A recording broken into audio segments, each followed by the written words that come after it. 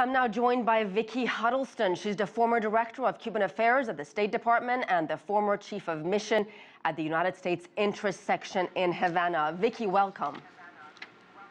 Thank you. It's great to be with you, Asieh. Great to have you with us. President Obama's speech was certainly hopeful and optimistic, but also realistic, with Obama admitting, yes, there are big differences between the two countries. How do you think his address, unprecedented, I should add, was received among the Cubans? Oh, my impression is they must have loved it because he really hit on every note that the Cubans want, the Cuban people, that is. And the speech itself was so directed to the Cuban people. He talked about economic opportunity. He talked about internet. These are the two things that are the most important to Cuba's youth. And so I know that they love that. In fact, I can tell you a story of when I was in charge of our intersection in Havana, Cuba. I was driving the official car, and I stopped along the main avenue and picked up about 5 young people, and they hopped in the car, and then they said, "Oh, what a beautiful car. Where's this from?" And I said, "Oh, this is the United States government car." And they said, "Well, who are you?" And I said, "Well, I'm the chief of the United States intersection." And there was sort of a quiet and a pause. And then someone piped up and said, "Be our mother. Take us to Miami." So that's the whole issue. And it's the whole issue for Raul Castro and his government.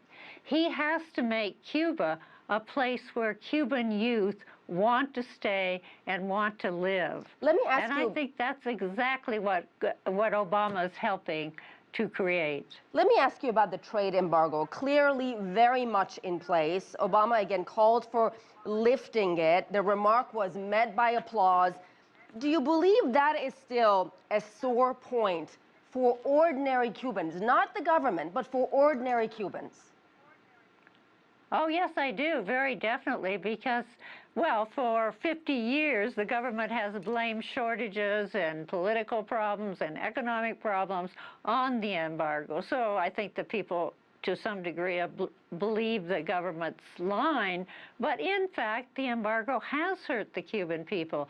Cuba used to buy medicines from Panama, from Argentina, and these medicines had ingredients and patents from the United States. But with the passage of the Cuba Democracy Act, they no longer could buy medicines that had U.S. ingredients. This meant the price of medicines went sky high. And this was just at a time when the Soviet Union ended its aid and, in fact, collapsed. So the embargo does indeed cause Cubans to have shortages, causes Cubans to pay more for products. And I think also it's just so symbolic. Every Cuban would like to go to Miami, but yet there's this embargo. It's like a wall between our countries that Obama and Raul Castro are now in the process of taking down. But it's very much a process. And Vikki, did you ever imagine you would see a time where United States and Cuba would have normal relations? Well, I actually had thought it might happen when I was there, because Bill Clinton was reaching out to the Cuban people. But unfortunately, a small child was found in an inner tube floating in the Florida Straits, Elian Gonzalez, and it turned into a major custody battle. All right, Vikki. But I'm very, very happy to see it happening now. My apologies for interrupting you. We've got to go.